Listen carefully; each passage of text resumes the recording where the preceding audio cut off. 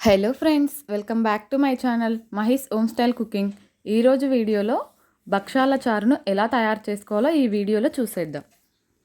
ఈ చారుని చాలా సింపుల్గా చేసుకోవచ్చు. ముందుగా ఉడకబెట్టుకున్న పప్పుని నీళ్ళను సపరేట్ చేసి పెట్టుకోవాలి. స్టవ్ పై కడాయి పెట్టుకొని 2 స్పూన్ల ఆయిల్ని వేసుకోవాలి. అందులోనే సన్నగా తరుక్కున్న ఒక ఉల్లిపాయను వేసుకొని నూనెలో ఉల్లిపాయలు 50% కుక్ అయ్యేంత వరకు ఉడికించుకోవాలి.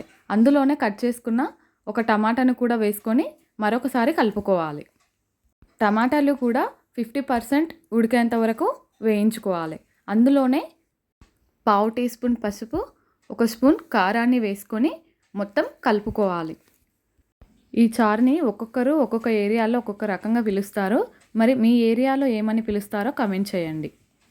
ఉడికించుకొని పక్కన పెట్టుకున్న పప్పు నీళ్ళను చిన్న నిమ్మకాయ సైజ్ అంతా చింతపండును తీసుకొని చింతపండు జ్యూస్ చేసుకొని పోసుకోవాలి. అందులోనే ఒక రెమ్మ కరివేపాకును కూడా వేసుకొని ఒకసారి కలిపి మనం పూర్ణంకి తయారు చేసుకున్న పూర్ణం ముద్దని వాటర్లో వేసి ఉండలు లేకుండా కలుపుకోవాలి. ఉండలు లేకుండా కలుపుకున్న తర్వాత చారులో పోసుకొని ఒకసారి కలుపుకోవాలి.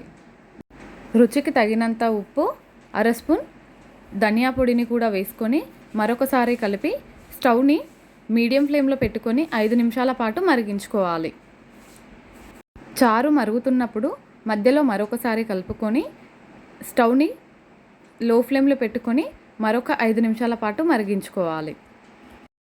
ఇలా మరిగిన తర్వాత స్టవ్ని ఆఫ్ చేసుకొని స్టవ్ పైన చిన్న కడాయిని పెట్టుకొని 1 స్పూన్ ఆయిల్, జీలకర్ర, ఆవాలు, ఎండుమిర్చి వేసుకొని వేయించుకోవాలి. ఇవి వేగిన తర్వాత స్టవ్ ఆఫ్ చేసుకొని ఒక రెమ్మ కరివేపాకును కూడా వేసుకొని చారులో కలుపుకోవడమే. ఇంతేనండి, చాలా ఈజీగా 10 నిమిషాల్లోనే తయారు చేసుకోవచ్చు. చాలా టేస్టీగా ఉంటుంది. ఎంతమందికి ఈ చారు ఇష్టమో కమెంట్ చేయండి.